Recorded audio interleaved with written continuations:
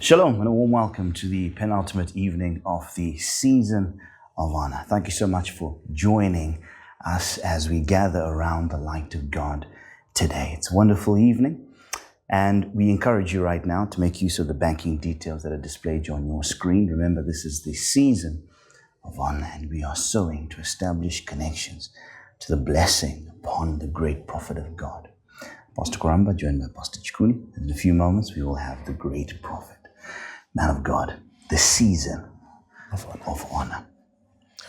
What a season we are in. Last night was something else, and we're here today, and you can tell the environment is different. The atmosphere is different, and what an evening. Yes. What an evening. Yes. You look at what the voice taught on yesterday, and you begin to understand that we are not the same. We are different. There are those that God has ordained to retrieve things from the realm of the spirit, Right. to hand over destinies to those that are where we may say we are. To investigate the cause. Exactly.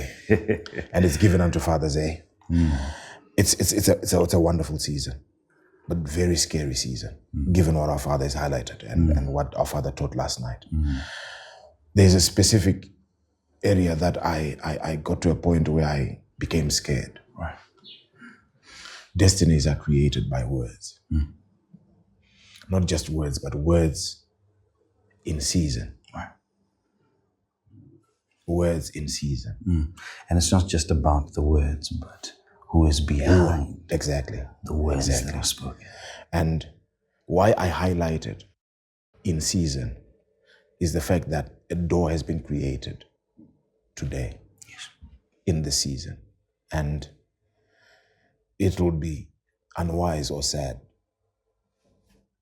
for one to then look for that voice in the wrong season. It's a very sensitive time. It's a very, very sensitive time. You look at the example that he gave to us, 1 Samuel 15, and you look at the implications of doing something wrong. Yes, yes, yes. And one of the things that really scared me was the fact that you have a man who is willing to repent. But look at what happens thereafter. Right. You have a man who seems to have an understanding that we don't have. He goes to the prophet and he says, I have transgressed against the Lord and thy word. Right. You know, the next verse from there scares me even worse. You look at the intensity with which he held on to the garment, to the mantle, the skirt of his garment, of his mantle. And you begin to understand and appreciate that this man, even though he had done wrong, he had an appreciation of who the prophet was and what he stood for. And up to the point that the mantle rent, the prophetic answer thereafter is another story. But the intensity with which he held on to that mantle, it tells you that this man had an understanding of who the prophet was. And him as a king, appreciating and understanding that I reign, I'm in charge of all these people. But still, he goes to the prophet and he says, I need that honor. Not just something for me, but in front of all these people. Right. Honor me now. Honor me now. What so honor is bestowed upon an individual. By who? And when? And this is why we're here. By who and when? And those two questions are being answered this very special evening as we gather around the voice of God. Be attentive to the word as it comes. Tonight is our night where an activation is going to take place and a connection is made to the blessing upon the great prophet. We implore you to pay maximum attention. And if you've used the banking details, remember we've only got tomorrow left. So make maximum use of those details and the WhatsApp numbers. You'll be able to get assistance. But tonight is our evening. Allow us these very few moments to introduce our Father now. Greetings, our Father. Wonderful evening. We've been waiting for this evening, Father, with bated breath. It's an awesome moment. Indeed it is. Father, we understand that we have come to be honored in this place. to have honor bestowed. We thank you for creating this very sacred moment. Yeah. We ask that you take us there, Father. Yeah. And activate that blessing of multiplicity. We are waiting. We are waiting. Oh.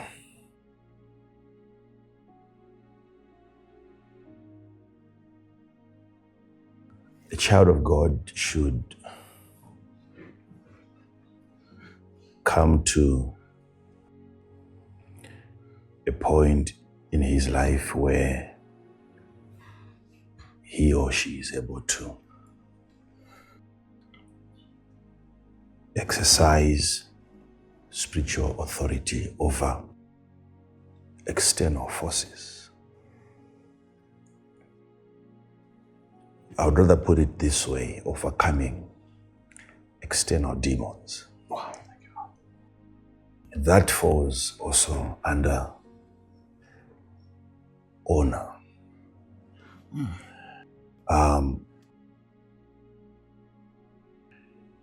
It is important that we also congratulate our viewers who are here today. Thank you so much for being part of this spiritually arranged conference. We took it right from the mind of God.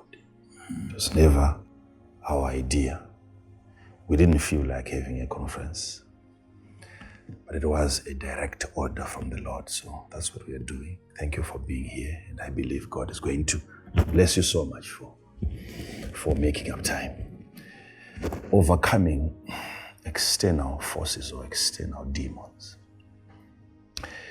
These are demons that are no longer operating from within you.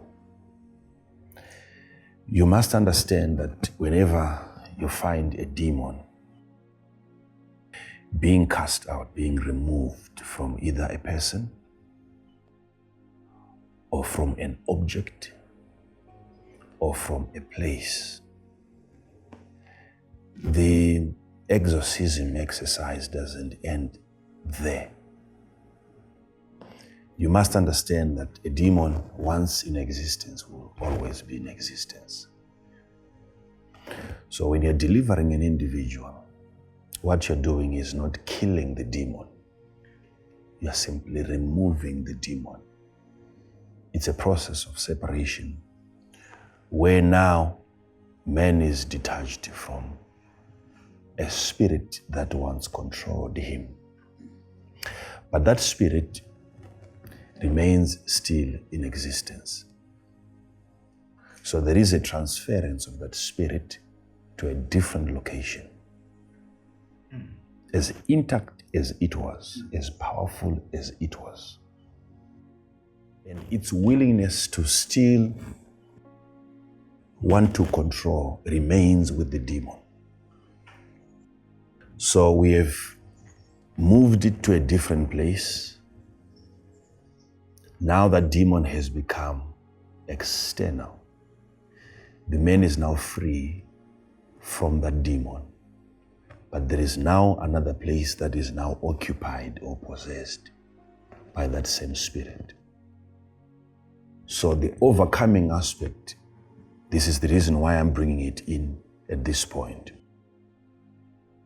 Because honor now becomes the only authority that you have as a believer that helps you reign over demons that have since left you, external forces. You see, because even as a Christian, imagine at some point you once had a demon within you. It's gone. But it is important that we investigate where they have gone. Right. Otherwise, you might want to establish a business in that same area.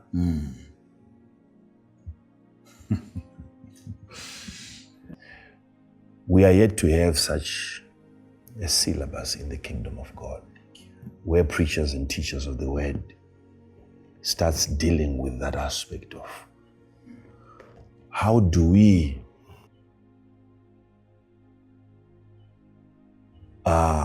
make a follow-up does it end at the point of deliverance in the church?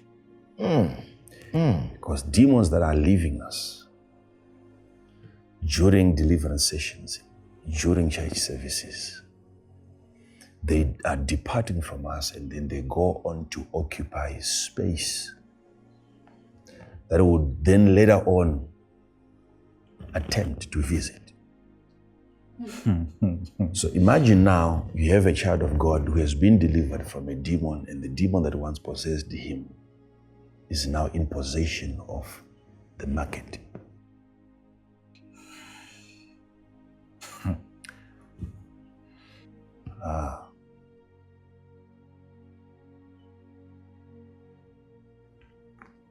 At the end of the day, it will appear as though you are still possessed. Yes, Father. That's why Indeed, Father. millions of Christians today, they are still in search for deliverance after they have been delivered. Because they still can see manifestations, evidence, proof of demonic activities in their lives. But the deliverance has already occurred on their part.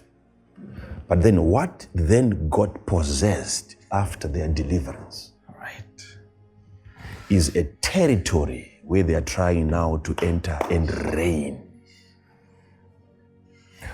Now, how do you overcome external demons? If you are to get this now, Thank you, Father. you have arrived. Thank you, Father. Because imagine you have a demon. Now when a demon is cast out of a person, Jesus said, it goes into dry places, trying to find rest. Okay? I've dealt with that before. But notice, the demon is no longer here. So the power given to the men of God to deliver an afflicted person, the captive, he has managed successfully to remove the demon from an individual. But the same man of God with the same anointing has to exercise the same anointing. Not in delivering the person, but in making sure that another place gets possessed. It is the work of the same anointing. You must understand that part. Okay. Yeah, you have to try. Try to understand that part. A man who God has given the power to deliver, that same power that delivers people makes other things to be possessed. Because you must remove a demon from one place, and a new location has to be identified. You remove a mountain from here, you have to put it into the sea. Yeah. Okay. If you are a healer, God has given you the power to heal the sick. The day you heal the sick is the day you make something else sick. Wow. Because the disease must still remain in existence because it has already been created. Either by God or by us through the creative power of God that we got from Him. We have proved to have the power to create diseases. Yes. Yes. So I'm saying the anointing that heals makes sick. Wow. The gift of healing the sick is the gift of making the well sick.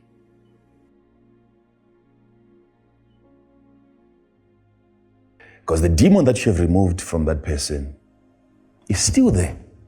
In existence, yes. In existence. Yes. Where? And from what point? Wasn't it the same time that you removed it from the person? And there was a place that never had problems with demons. Now that you're done delivering that individual, now the place gets possessed. So you are behind the possession of that particular place. You made that place to be possessed. Had you not removed the demon from that individual, it's the same power. So one person is free and so joyful, thankful to God for being set free, because you have brought in the grace that has delivered him. But there is another place that is now in trouble because of the same man of God who carries the same anointing. Okay? Yes, Father. Now, just like a rich man or a blessed man, that man once had a curse. And something was done to him to remove the curse. But that curse is still in existence. It has to pile up on another individual. The day you lose your curse is the day someone gets it. You must understand these are very, very vital principles in the spirit. Because the thing is in existence. I told you about Naaman's leprosy. Yes, Father. Though he was healed, still somebody had to have it. Are you following this? Yes, Father. Okay. Now, the issue now is, now that I'm free, but I still have the demon that was once mine, still occupying a particular space.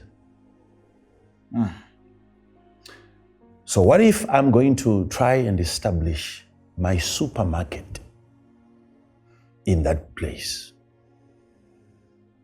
If a demon that has left me has gone and it has occupied a mountain, and I'm likely going to have a business that is running on top of a mountain. If the demon has gone into a dry place, isn't this the reason why?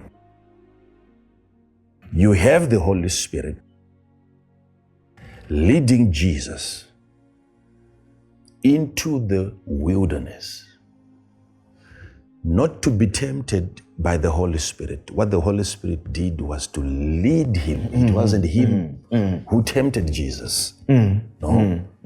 He led Jesus into the wilderness so that in the wilderness he would be tempted by the devil.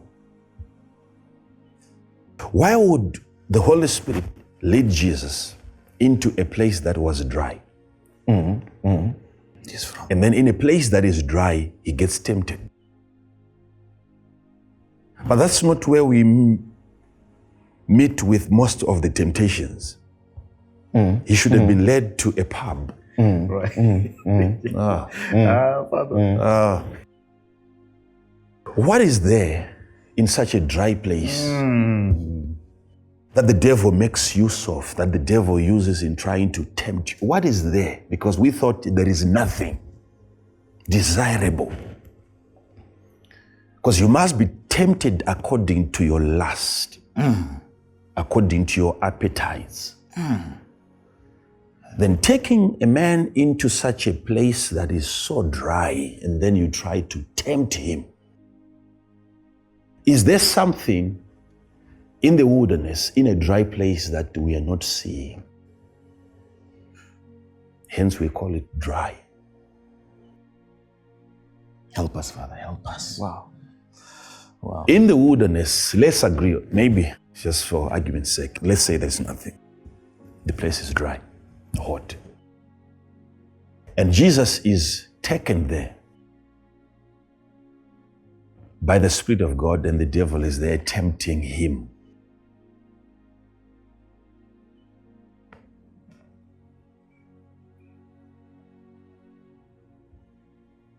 There must be something happening in the wilderness that we are not all aware of.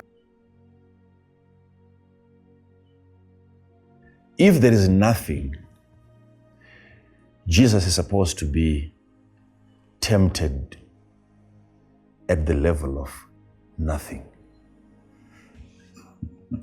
Understood. Okay. Okay. There is still a temptation where you're supposed to be tempted with nothing.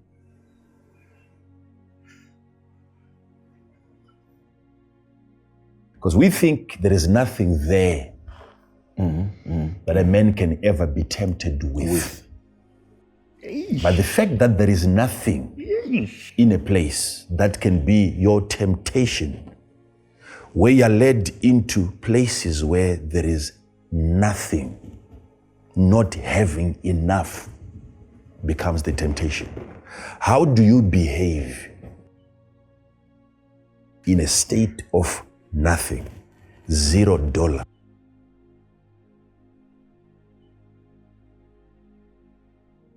He will take him to the city in some few minutes from now, where he's now in a place of wealth in Jerusalem. So he's tempted at the lowest level, being poor, having nothing, and then you have to be taken to the highest level, the city level, where you have everything. Temptations must hit you at those two different altitudes, in the valley and on top of the mountain, and you have to come victorious in both locations. Most people, they can go for 100 years still being tempted at the valley level, wilderness level, not having enough level. But if you have overcome that, the next level has to be the city level. Your life doesn't end there in the wilderness. You must have a way of overcoming not having enough when your behavior and your character is checked. How have you responded to little? A wilderness experience. Now, get this. The devil is aware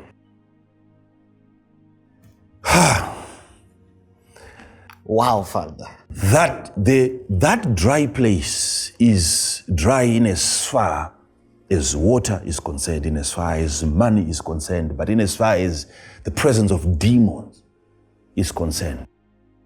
There is an activity there. That's why in another passage of scripture, the Bible says Jesus was there with the wild animals.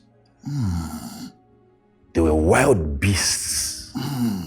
He was there. Now,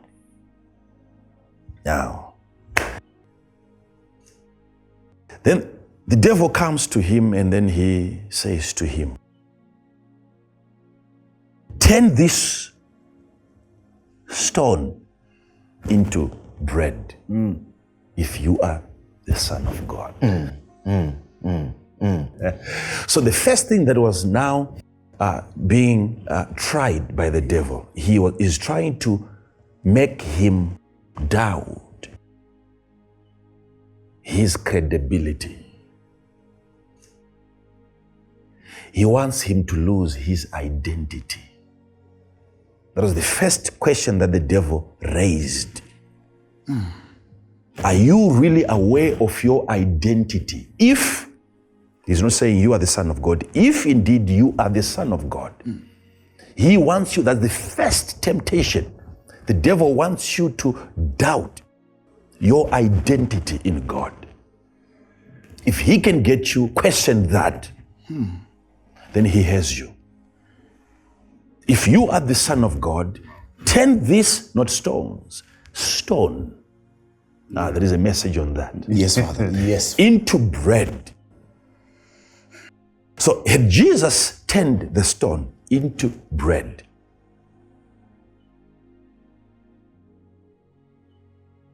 would that then have been an evil thing? What's wrong with that?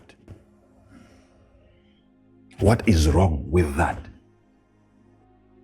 He's not saying turn it into a cigarette. He's not saying turn it into a bottle of beer. It is bread, which is legal, which is lawful for men to consume. But he's saying command the stone to turn into bread if you are the Son of God. Had Jesus done so, what was wrong with that? Why would that have been a failure on his part? How would that have been a failure and yet he would have performed successfully the miracle? Where a miracle is done and the stone that was once a stone is now bread and Jesus is eating.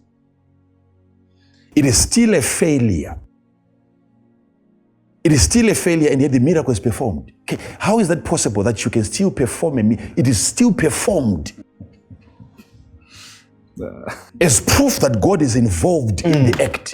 How can then God participate in the sin? If it was a sin, if it was a failure, God still participating. The sin aspect would have come in this area. Had he turned the stone, the devil himself knew that Jesus was able to do that. But all that the devil wanted was to make Jesus do it. You wanted to be the one. So had Jesus commanded the stone to be turned into bread, he would have done so at the command of the devil.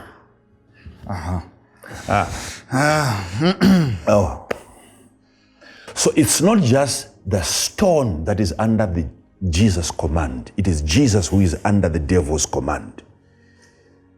When you are performing miracles under the instruction of the devil, using the power of God. Father, this is a deep equation. Hey. You can find yourself doing things contrary to your destiny, contrary to your mandate, contrary to your assignment. That's not your career. But you are under a whispering that you're not even aware of. When the devil commands you to command. Now a miracle is performed and the stone is no longer a stone. It is now turned into bread. You are rejoicing over a career that you thought you have personally founded, and yet there was an idea that was emitted from a region beyond your understanding. It was the devil who pushed you into that territory. But are you not making money? You are making money. Is the stone still a stone? Not anymore. It's now bread. But the originator of that occurrence, you see, that's how the devil operates. So imagine the first miracle that Jesus was going to perform in his lifetime was according to the devil's prescription, not his father sending him to do it. So Jesus looks inside of himself and he sees, I have the ability to do that. But who is the influence? Who is the external force? Who is leading me to do that? Now, I'm showing you how to have power over external demons, but tomorrow we have to deal with how to acquire the honor. Because if you exercise power and authority over external demons by honor, then we have to get to how do I attain it? Yes, I will have to address that. Today I'm just showing you what then gets respected in the market. It is honor. When you have honor, hear me, you don't, let me put it this way. Some people say, what if the person is not honorable? Why should I honor a person who is not honorable? You don't honor people because they are honorable. You honor people because you are an honorable person.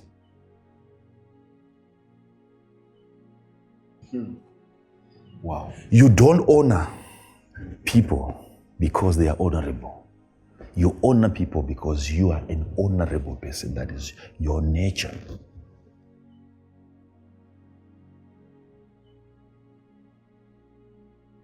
When people despise you, they are not despising you because of who you are. They are despising you because of who they are.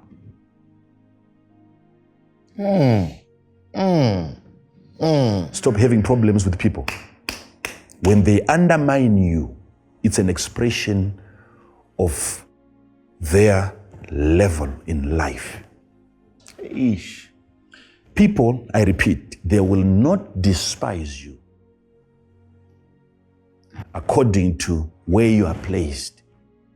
They will despise you according to where they are placed. They undermine you because they are undermined.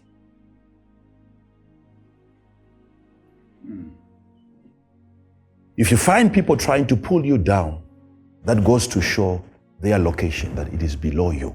Hey. They can't pull you down if they are above you. They can only pull you up if they are above you. Get to understand this. So when people look at you, they are looking at you at their standpoint. They have been afflicted. They've been lowered to a lower. They are in a lower. So the way people treat you, they don't treat you according to who you are. They treat you according to who they are. So you honor not because people are honorable. You honor because you are an honorable individual. Honor is your nature. Now,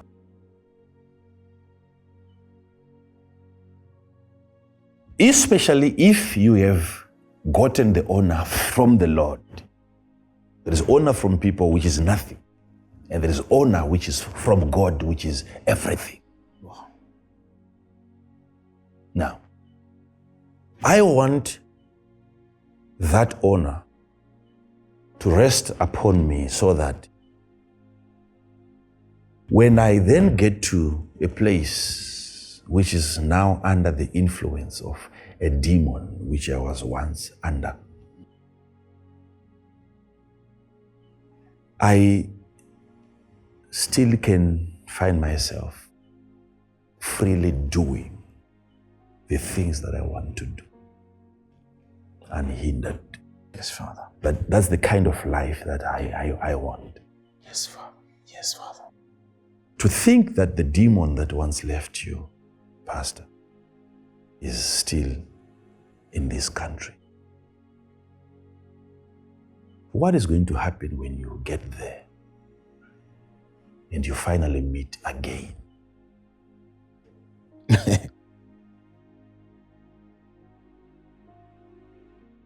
Do you know that having a friend who is demon possessed, it means that you still have a demon? Because if you have a friend who has a demon, it's not just a friend that you have. You have what he has.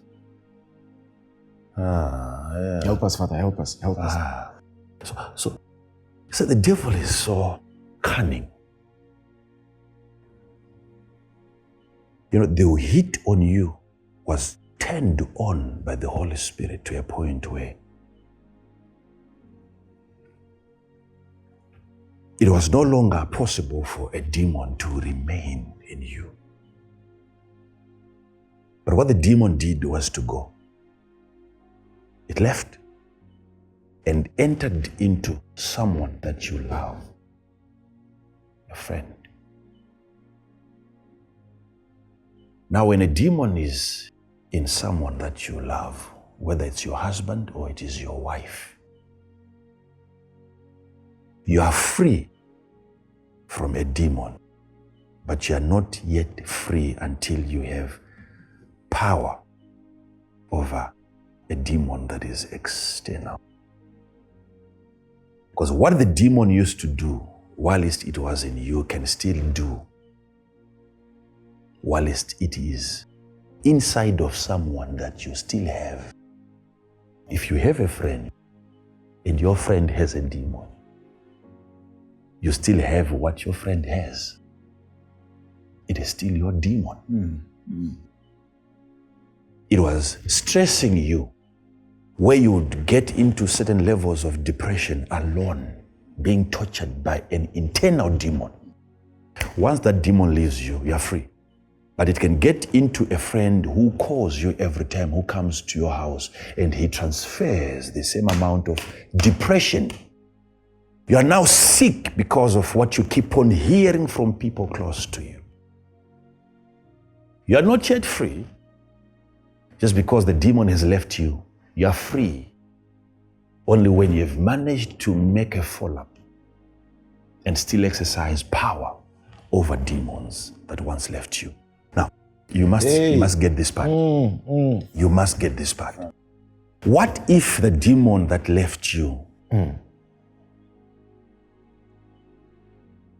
then entered into your boss?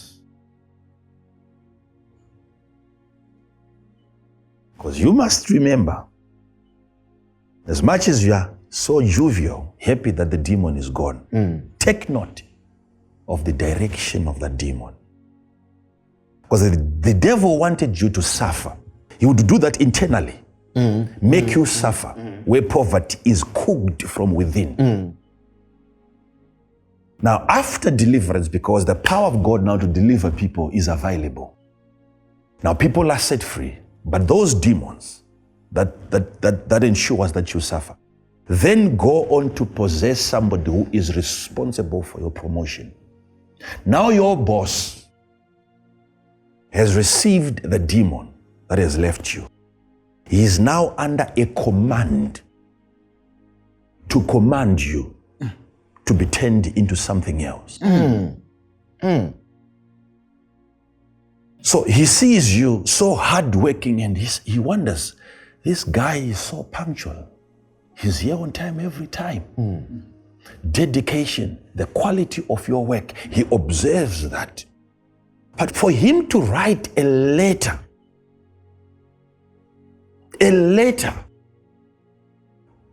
for him to elevate you.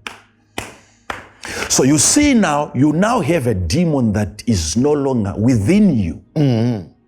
It has entered your region of expertise. And people in that territory are still under the control of the demon that once controlled you. You are not yet free. My brothers and sisters, you are not yet free. The only power is honor. I'll get to that. Yes. Help us, Father. What is it with my seniors? What is it with my superiors? What is it with my boss?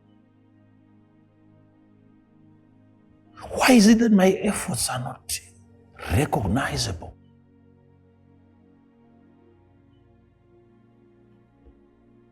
They have demons that you no longer have. You were happy the day that you were set free. You were so much happy. You didn't realize what else God possessed the same day. What do I do now that I know? I've been told. I've been enlightened. Now I know the demon that left me 20 years ago is still in existence. Who has it now?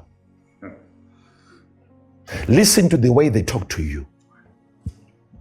You can now identify where it is gone. It's easy to find out the location, the current location of the demons. The demon that was once in you, if it is gone, how do you know? I'm free now. How do I know where my demon has gone? I look at the direction of the pigs, how they are behaving. Right. Why is there so much panic around you? Why is it that people around you are not steady?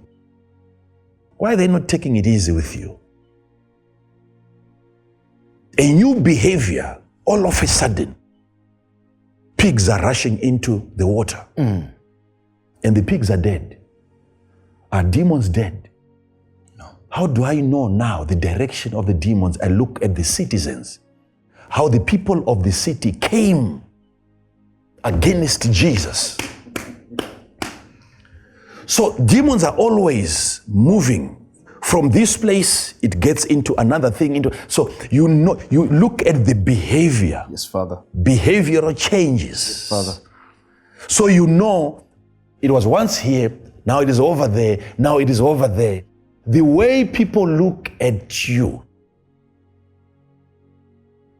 what they're saying against you, it is the same demon that has left you, that is not happy with your success. Now, I will have to say things, maybe today or tomorrow, but I will still have to say things today, like I'm saying already. You can't kill a demon. You can't kill a demon. Such anointing is yet to be released. It's not available. Fast for it, you're wasting your time. You don't kill a demon. You can't. Wow. It is allowed by God to exist.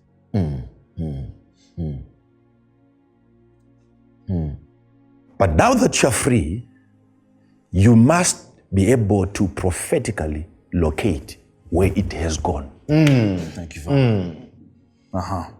Help us, Father. Help us. Is your wife not in trouble today because of a demon that left you?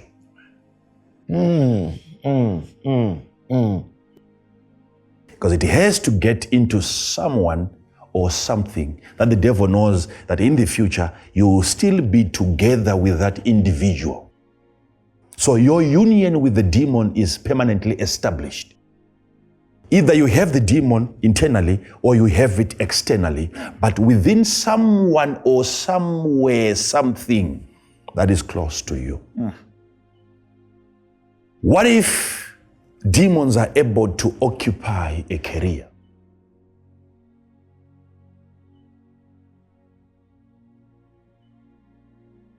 And all of you in your family, you are teachers, you are police officers.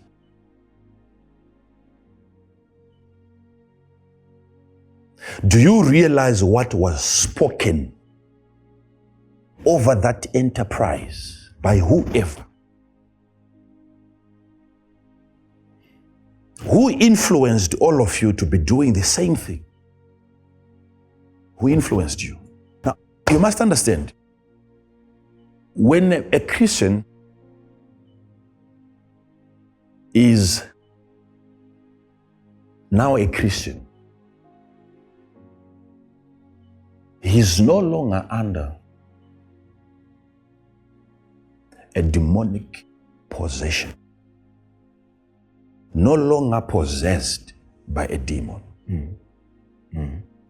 So you are free from demonic possession, but not yet free from demonic influence. A demonic influence is when the influence is not yours. You are being influenced by the influencer.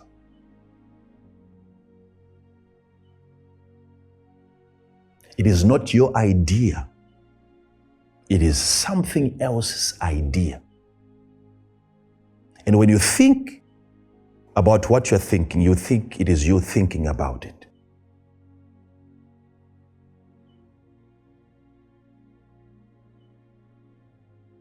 These are external demons making suggestions. You are receiving whisperings from a dark world.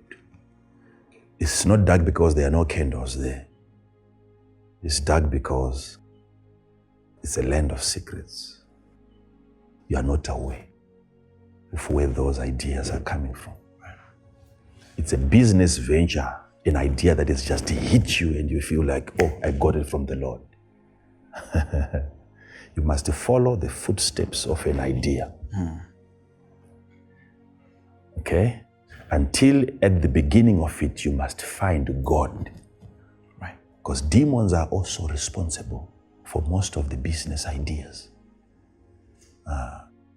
So when it is an influence, it's not internal, it is external.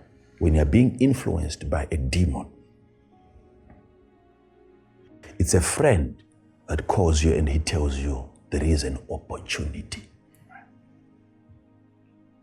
And don't investigate that idea as far as your friend. Go even deeper into him. Is it the God in the man advising him to advise you? Or it is the demon in the man advising the man to influence you? So when influence is coming, it's unlike possession. Possession, a demon is within you, and it is laying a hold of your steering, the part that controls you.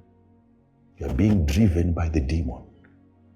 But when you're being influenced, it is an idea. These are choices, instructions. And these instructions are being emitted from an entity that you're not sometimes aware of. And they are coming to you in a telepathic way.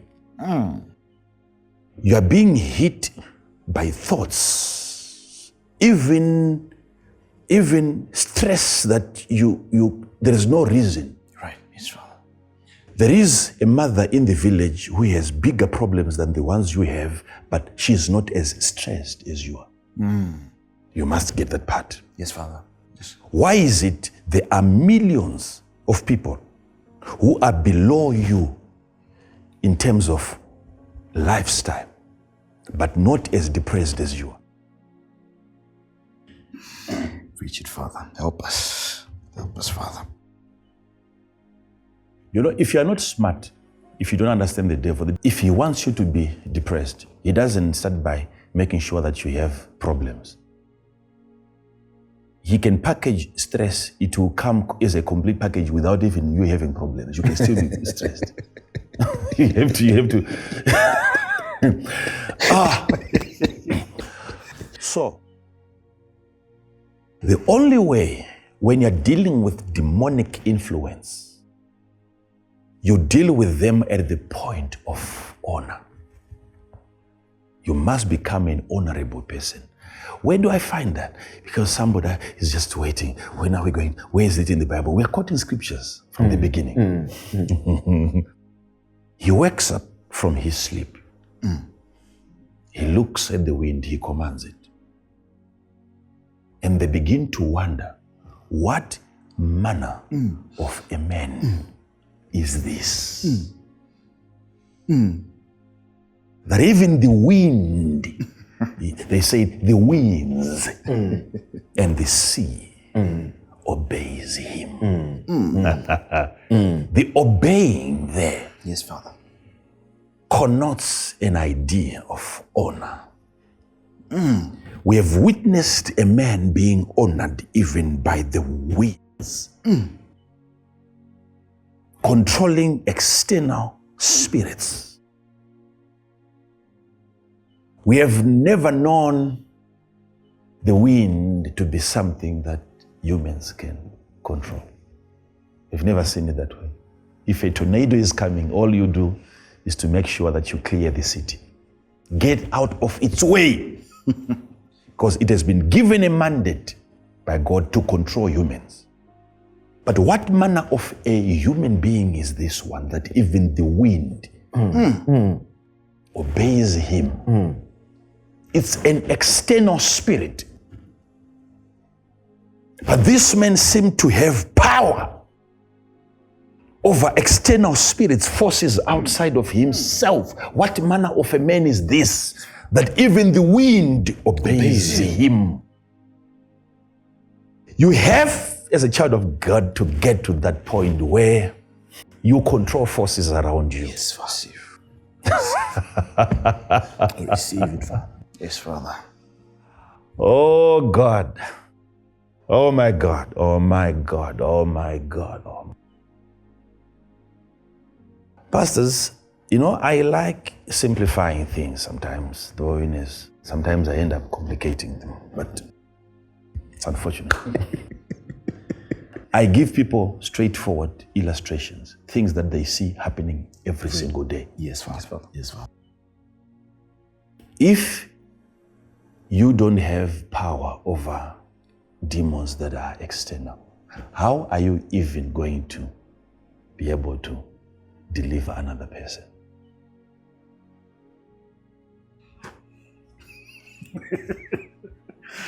Right?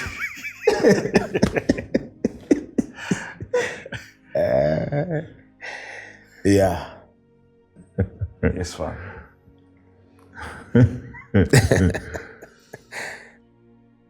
If the power that you have over demons is only limited to you, to yourself, how are you going to help a friend who has a demon? If the power is not supposed to go beyond your physical borders. Right.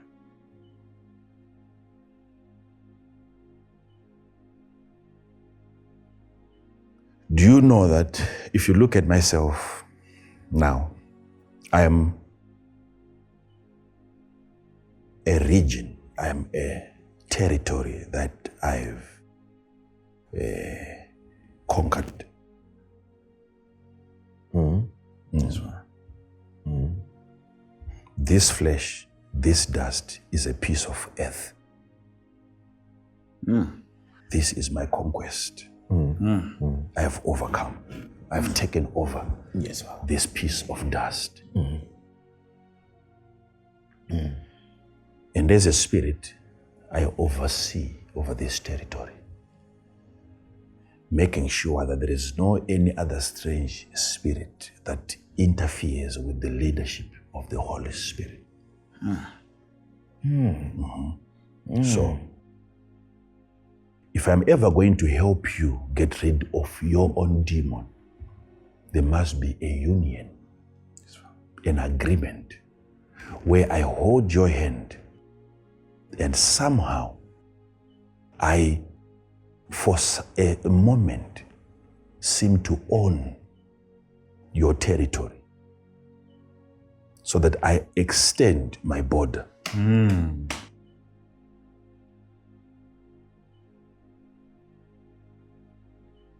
If you're not careful, you'll end up owning certain individuals. People might want to argue with that and say it's a wrong doctrine, but companies are owning their workers.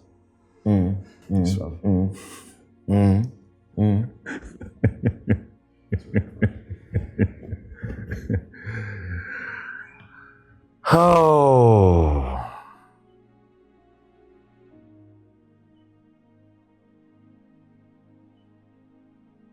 You must be raising sensible questions. Why is it that after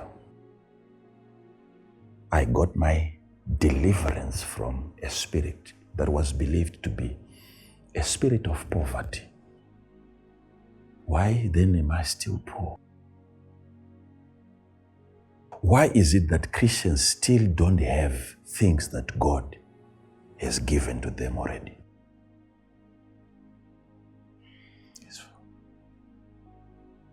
Why is it that we still don't have the things that God has already freely given to us? The giving part was done. The receiving part is yet to take place. Why is it that we still don't own, we don't have what was given?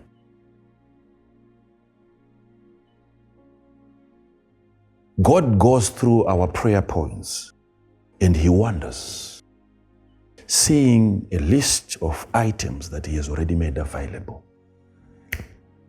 Those things are still being asked for. Why is it that after your deliverance,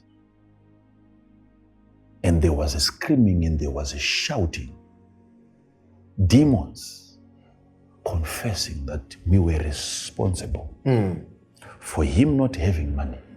Now the demon is gone. Where is the money? Where then is the money? People like us, we start investigating those matters. Was the deliverance fake? Was the son involved in the deliverance? Because if he was there, we are supposed to be free indeed if he sets us free. Free indeed. Yes, Father.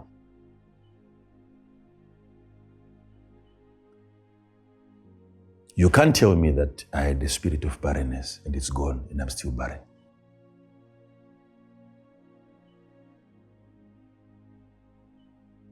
What is that? There's no deliverance there. There's no deliverance. But is it true that there is no deliverance?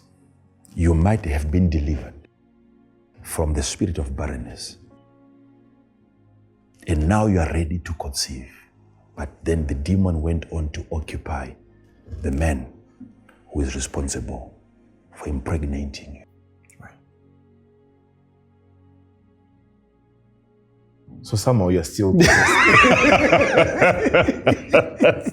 That's why I'm saying Yeah, now, the demon. it doesn't end here where you get delivered. You must be able to follow through. Where has that demon gone to? You are free, but isn't your career that is supposed to make you flourish now possessed with the same demon that once possessed you? The day you became free, something else got possessed. What was that something? Isn't that your territory again? Yeah.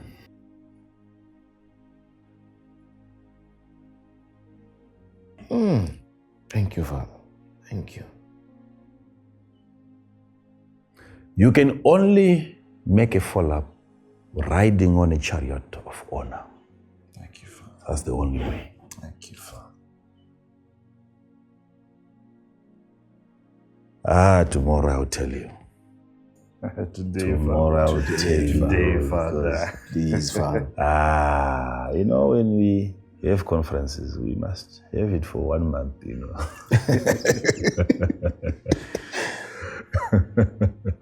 I see people. I watch people on tapes undergoing deliverance. And it is confirmed within me that that man, that woman is now free. The demon is gone. But 5-6 years down the line, there is no proof that the deliverance was genuine. I'm still seeing signs. There is still proof. There is still evidence of the existence of a demon.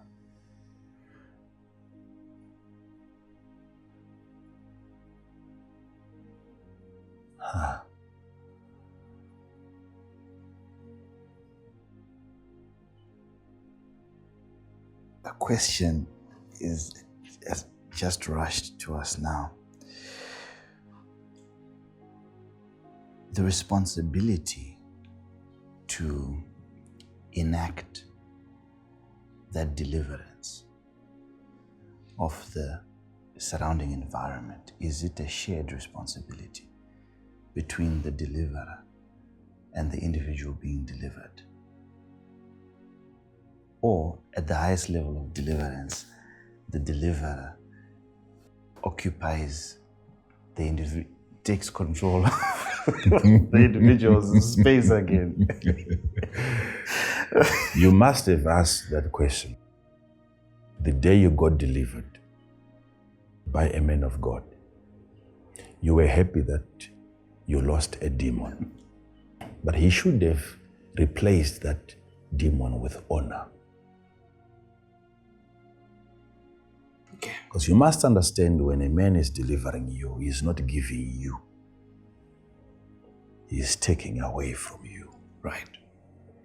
Though technically, it is freedom that you will get. But notice, he is removing. He leaves you empty.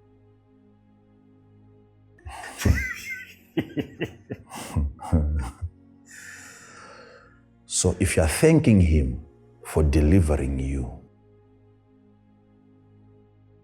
from a demon, Yes, Father. always be reminded that you are thanking him not for giving you a spirit, but for removing a spirit. Yes, Father. So something was supposed to be done. Something else was supposed to be given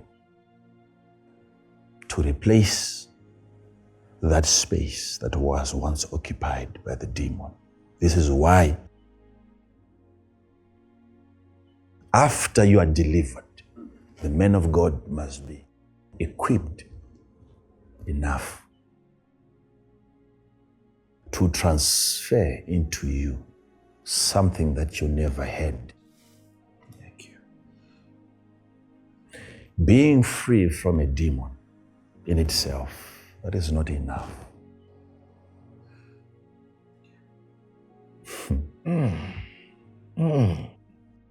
Can the man of God equip you with honor? Can he equip you with knowledge? Can he equip you with light? Is his honor transferable? Can you also have what he has? So that the demon that has left you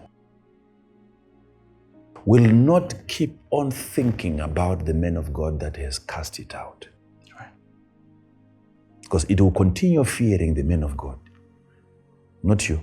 Okay. Please. Please.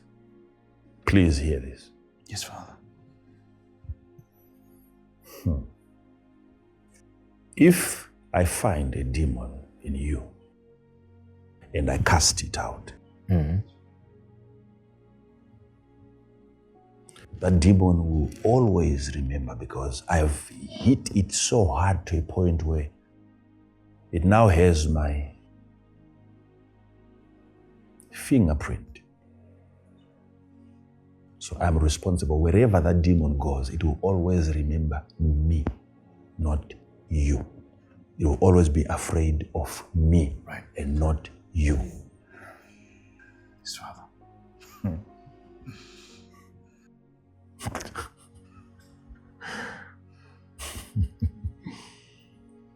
So I arrived at you and the demon departed. If I make a follow-up again and I arrive wherever that demon is, it will also again depart, because it is me that it knows. Until I transfer into you the same terror.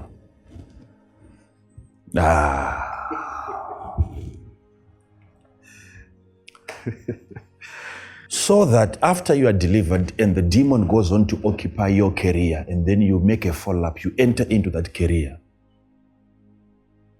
the terror has arrived. You go on to deliver the career. You are setting free the career. Yes. Your presence in that marketplace, in that area of expertise, your presence will make demons to depart.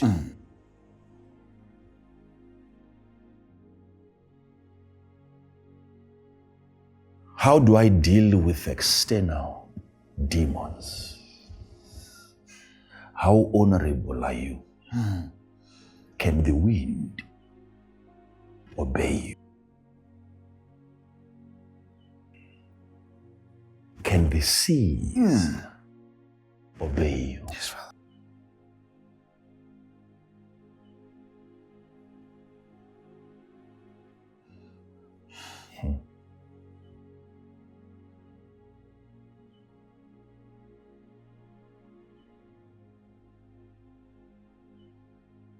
We have this authority in us that we just don't have to abuse it. We must know how to use it. We use it with respect and with honor. I've told you before, if I want to cast a demon out of a person, I can choose whichever way.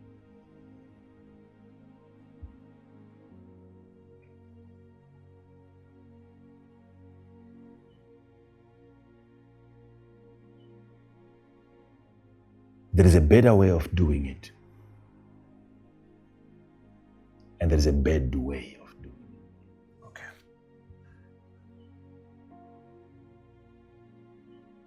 Most people that have received deliverances from demons of poverty are still poor today. The reason is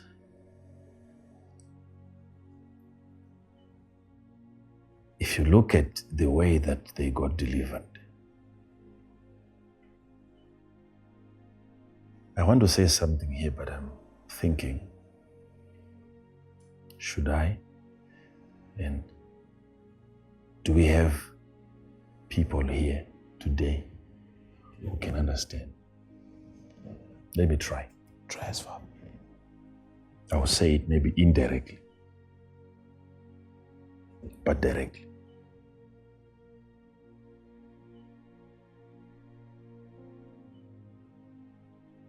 When Jesus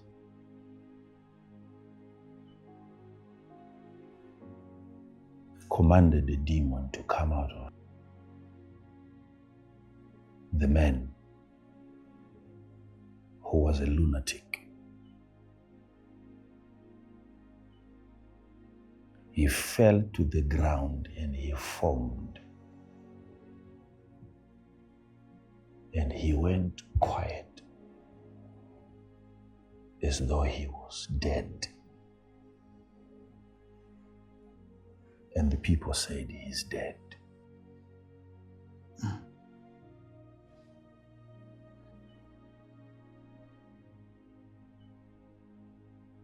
What makes people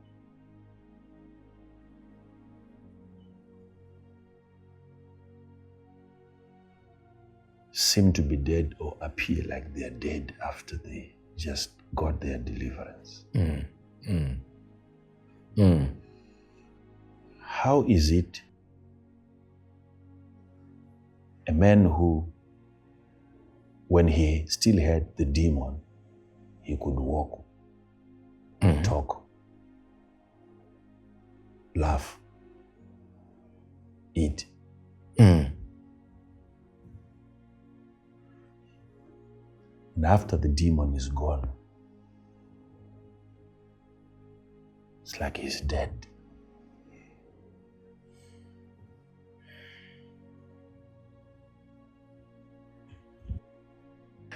Some of you people don't realize you enjoy delivering people from demons, but you don't realize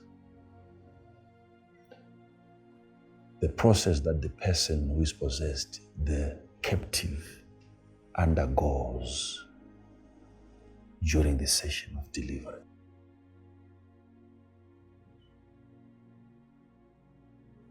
Help us, Father, help us.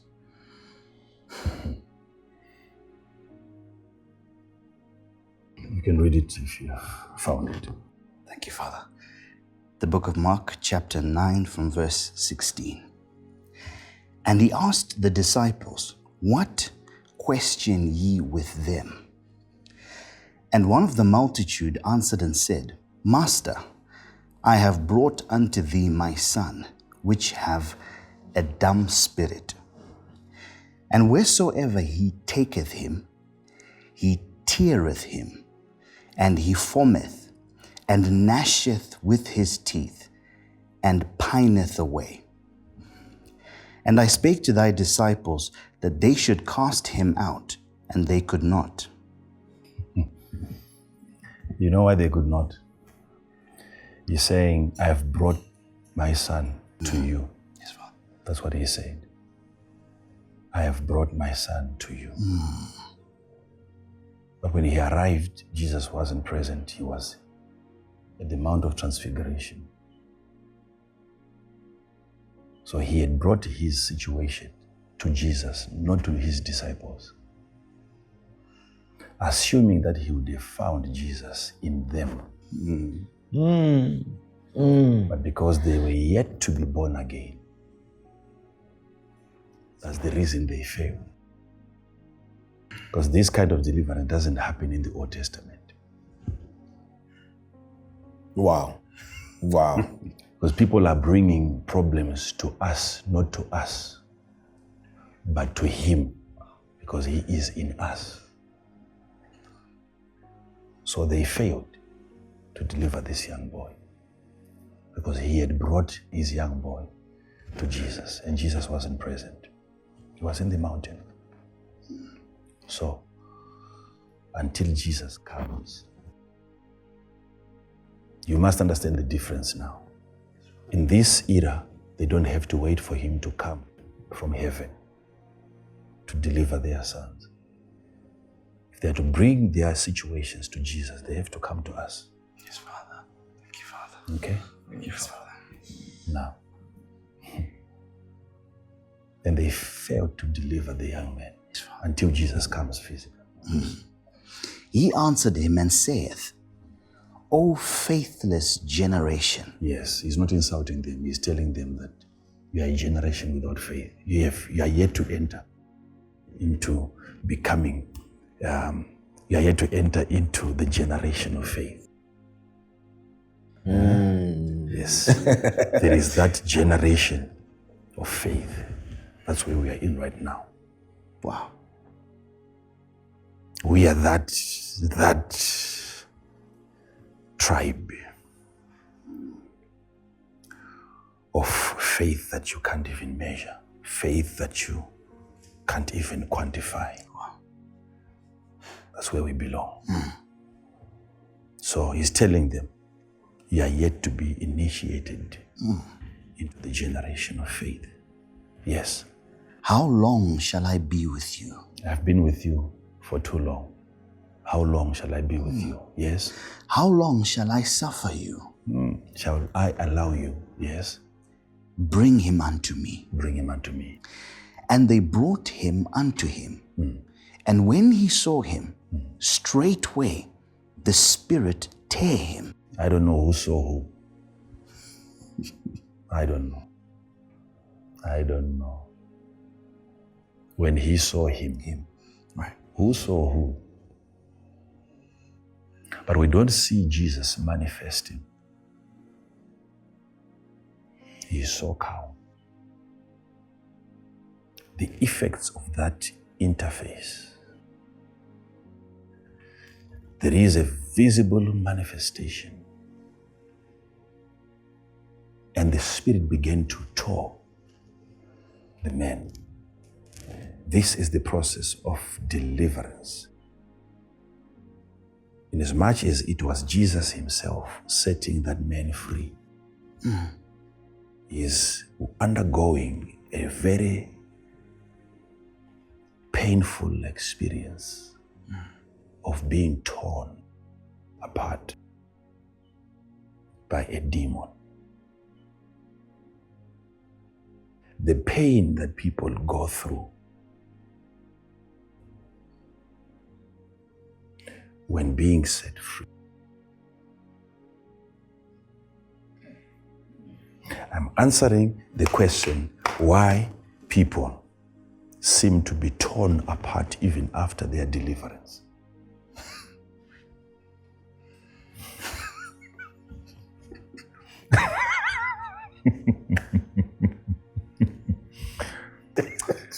And can you imagine?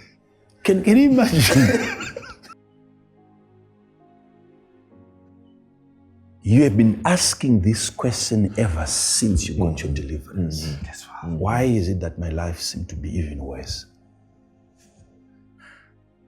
The scripture. It's not because your man of God was less anointed. If that's the case, yes, Jesus. The origins, the originator of the anointing. Still the man is being torn right in his presence. That moment of being torn, it's part of deliverance. Where you get into a phase, unlike phases you have had, even whilst you still had the demon with you.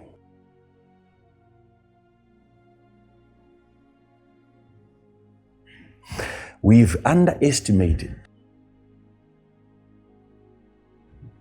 the intensity of the backlash, how demons will try so hard to regain their territory. When a spirit tries to hold on, when it tries to remain in a person and there is power that is pulling it apart, that will create problems for you. This is why deliverance must be only for the qualified. Don't enjoy moving around, trying to cast out demons. You have to be qualified. And the qualification is more than that of even a physician, a doctor. It's much more critical. Much more care is needed. You don't need 7 years training. You need 7 experiences.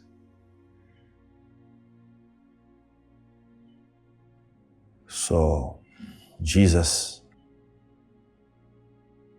is delivering this young man, yes? Straightway the spirit tare him, and he fell on the ground and wallowed. Where did he go? The ground. Was he lifted up? Oh, Father. He wasn't elevated during the deliverance. He was brought down. His life went down. And he wallowed, yes? Foaming. And he's foaming. And he asked his father. Now he left him in that state. He begins to talk to the Father. Jesus, who knows everything, is asking questions now. Yes? How long is it ago since this came upon him? Yes? And he said, of a child. And oft times it hath cast him into the fire. You see now, a spirit of deaf and dumb doesn't make people manifest like that. It's a lunatic spirit. It would cast him into the fire. Yes? And into the waters to destroy him. But if thou canst do anything, have compassion on us. So the spirit is attempting to destroy him. Many people are like that. Spirits within them are trying to destroy them. But if you can do anything, please help me. Help me, please. Help me, please. Yes. Jesus said unto him, if thou canst believe, You have to believe. all things are possible Yes. to him that believeth. Okay. And straightway the father of the child cried out and said with tears, My God. Lord, I believe. Help thou mine unbelief. When Jesus saw that the people came running together, he rebuked the foul spirit, saying unto him, Thou dumb and deaf spirit. When Jesus saw that people came running, while they were still coming, why didn't he wait for them to arrive so that they would see this marvel? It's for another day again.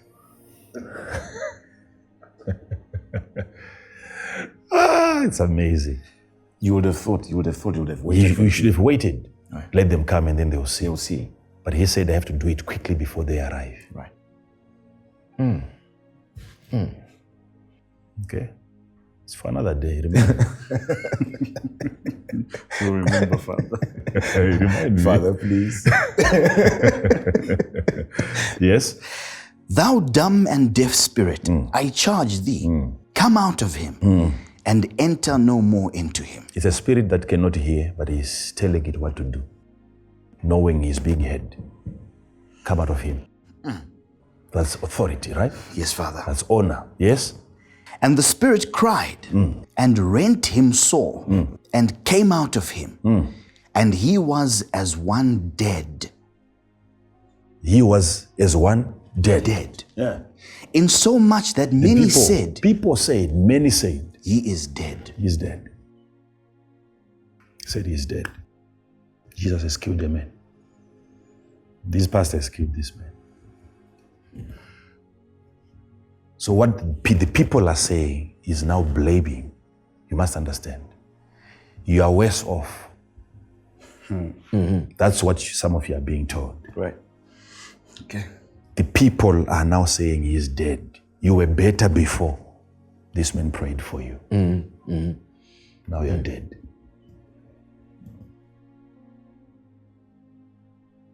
So what you are underestimating is what happens to you during the process of deliverance. Demons are present in your life today to see to it that you suffer. But there is also the suffering that you experience during the deliverance from a suffering demon or a demon of suffering. Wow. To think that a demon present causes you to suffer and a departing demon also causes you to suffer. People who are poor today because of a migrating spirit. They are poor because of the departure of a spirit. Strong Father. He has brought the man down to the ground. He's forming. He's being torn apart. It's like he's dead now. That movement of a demon from you can introduce you into a wilderness season where there is completely nothing in your house.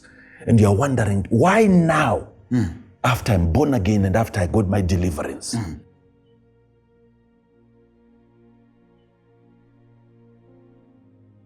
This is reality, Father. So practical, Father. You would wish you had still remained with your demon, because now that you're on the ground, it's like you're dead. People are saying you're gone, you're finished. They never said that before. So the pain, the revenge, that's what you're experiencing today. The pain of losing a spirit that you had from childhood. When that spirit is departing, when that spirit is leaving you, it's so torturous, so painful, it's unbearable. You are being tempted, you are in the wilderness where there is nothing, and your behavior, your character is being checked. Let's see how he's going to behave.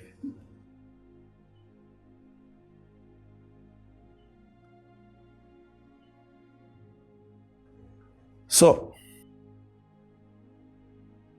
you must now understand, when you are relaxed sitting at home, and then your wife comes descending on you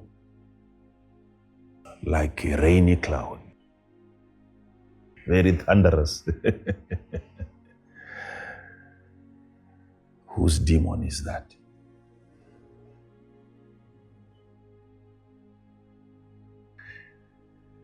Oh, she's under attack because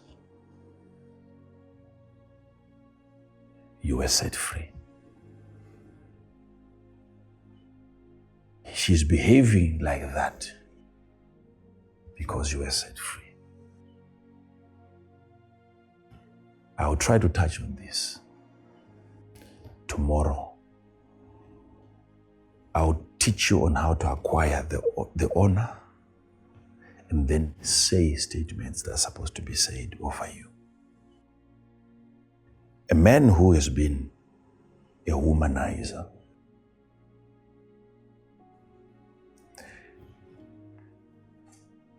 he loved women like, to him it was like oxygen. Without women, he was convinced that I'm dead. To him, it was no woman, no life. How God worked on his case through the man of God who was praying for him, teaching him, educating him, and warning him against such practices. Then he got his deliverance. He's free. The demon is out. Now he can allow a woman to pass by for the first time. The demon is gone. But now the current location of the demon. If the devil is smart. He doesn't allow that demon to go too far from the man. The wife has to inherit. Now you have a demon that was once in the man, causing him to like women. Now the demon gets into the wife. And it does completely the opposite. She becomes so hard for the man to get. She's not accessible. So he has gone into his most dry season. He's being tempted in the desert. A land of nothing.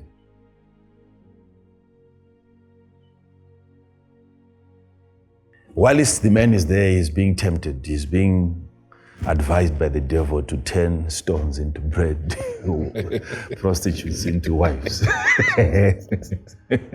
Deal with what you have. Turn your secretary into your wife. It's a trying moment. She's no longer there for the man. But this is happening after his deliverance. For the woman to say, now that I'm left alone with this man, he would need 20 women a month, every single day. Now I'm the only one available. How do I compensate that? She goes into a completely different mode. She becomes as expensive even as a diamond. The man has to mine her out. What is happening? It is not her demon. If you are to divorce her and let another man marry the same, she will not behave like that. You must be able to locate, find out where your demon has gone.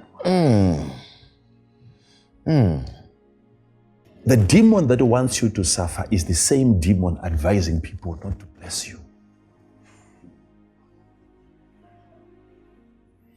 The demon that wants you to suffer is the same advising your boss not to promote you.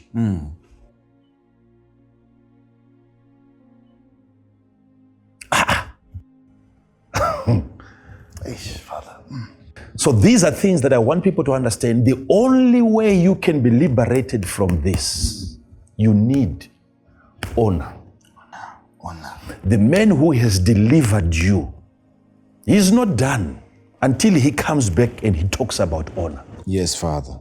There's something that I have that you still don't have. I've commanded your demon to leave you. But we need to ensure that you receive something within you. What attracts that something? Because there is a spiritual principle. Jesus said, you shall receive power. After that, the Holy Ghost has come upon you. Now, he's separating the two, power and the Holy Ghost, as if the Holy Ghost is not power. You shall receive power after that the Spirit has come upon you. Yes, Father. So what comes first? The Holy Spirit.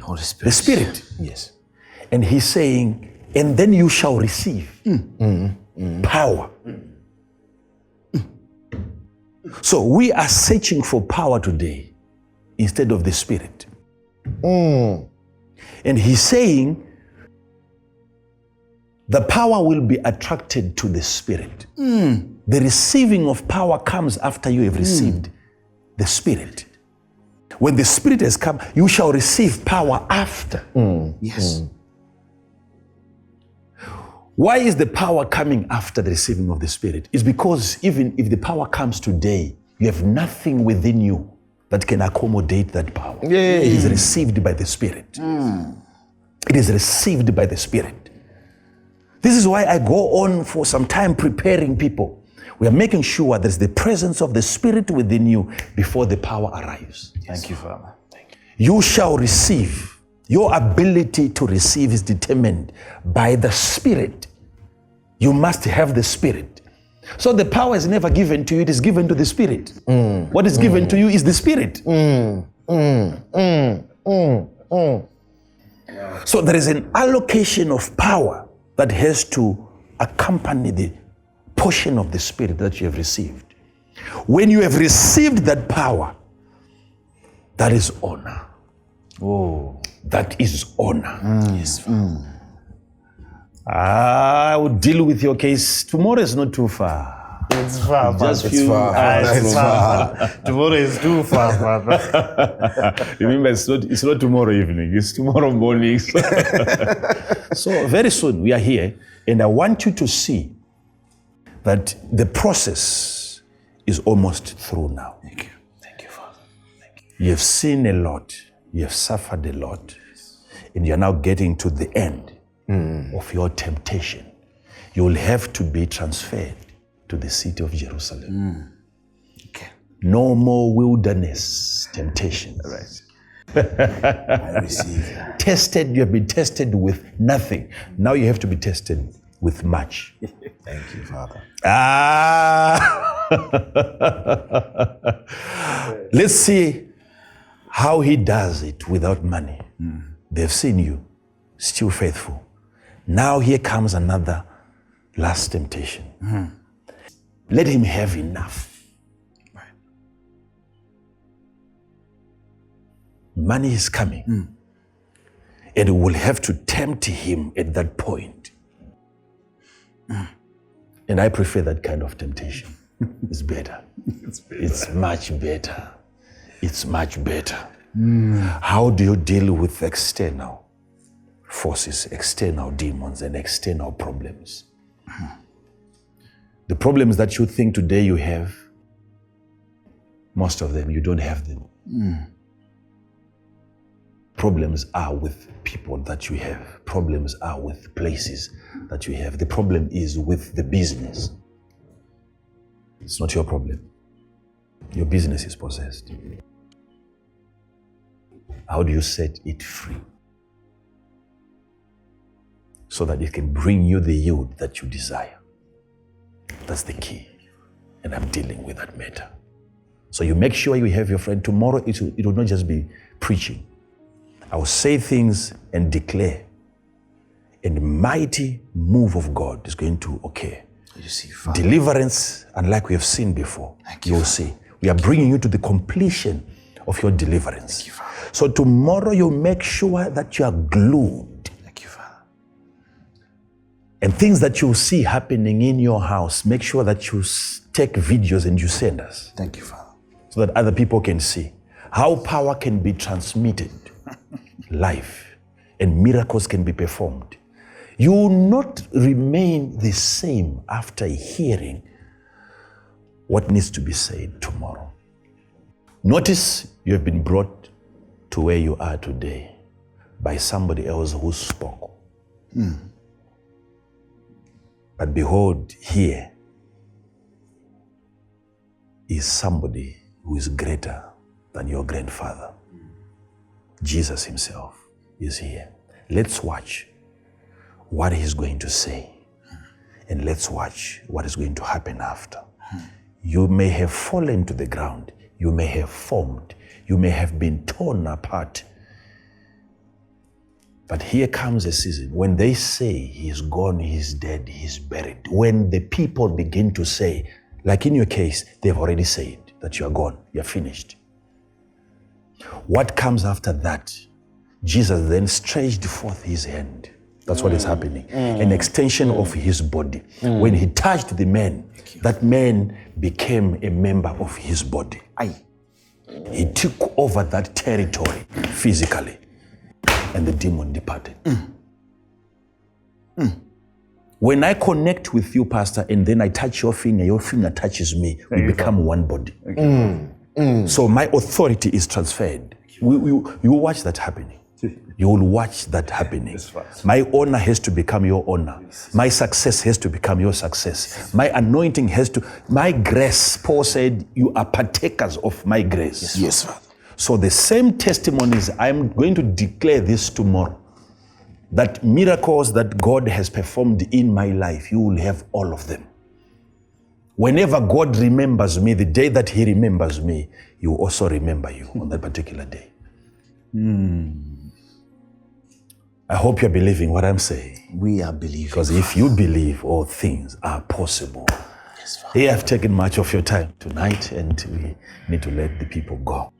Thank you so much. Make sure that you're here tomorrow and make use of the banking details on your screen. Commit yourself. Commit yourself. Just send your seed of honor and watch as God honors you. Yes. Thank you. Thank you so much, Father. Thank you. Thank you.